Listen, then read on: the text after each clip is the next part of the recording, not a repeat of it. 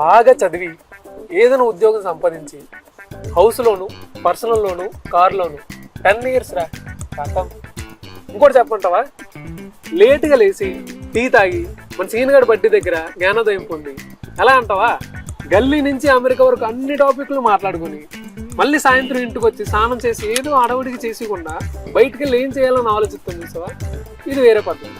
మా నాన్నేట్రా ఎప్పుడు చూడు ఉద్యోగం చేయని చెప్తాడు. ఈ సొసైటీ కూడా అలాగే పరిగెట్టు నాకేం తెలుసు బొంగు. మీ నాన్న చిలక్కి చెప్పినాడు చదువుకోరా అని. చదువుకోనింటే ఇప్పుడు 10% అన్నా పెరిగి ఉంటుంది కదా.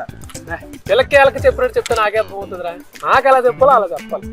అది కాదు మామ, 600 అయినా 106 అయినా నీ సాఫ్ట్వేర్ జాబ్ తెచ్చుకోవడం ఖచ్చితంగా ఖాయం.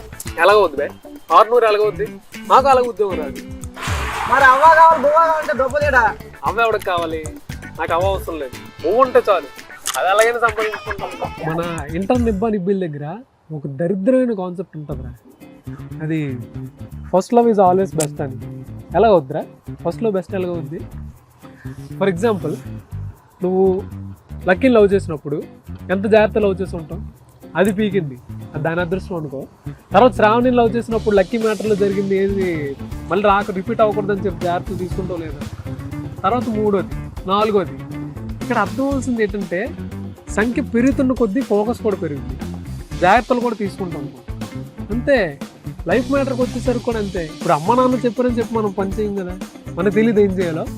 ఒకసారి పడతాం, ఒకసారి లెగిస్తాం, ఒకసారి ఓడిపోతాం, ఒకసారి గెలుస్తాం అంతే. ఇప్పుడు అర్థమైందా ఫస్ట్ లవ్ బెస్ట్ లవ్ అనేది ఎంత పూతో. సంఖ్య పెరుగుతున్న కొద్దీ బెస్ట్ కూడా అలాగే పెరుగుతుంది. రిలాక్స్, జరుగుతాయి, అన్ని పనులు జరుగుతాయి. నేను పరిగెట్టే రకం కాదు, పరిగెట్టకూడదు కూడా, 1 step at a time. ఒకవేళ జరగకపోతే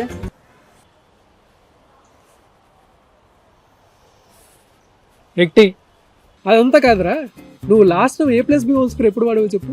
నేనా ఏమో గుర్తులేదు, ఆయన ఏదో చెప్పండి నేను ఏదో చేసాను. అది ఆయన ఉద్యోగాలు ఏం చేశారు, ప్రెజరు సంవత్సరాల తరబడి ఎందుకు. అరే సర్వం పోయి బుర్ర పని చేయనప్పుడు నువ్వు ఒక్కడే ఉండిపోతావు చూసినావా, అప్పుడు చెప్పరా నీ అవ్వ మా ఇంట్లో ఉన్న దేవుడి ఫోటో తీసి నీ ఫోటో పెట్టుకుంటా ఏంది.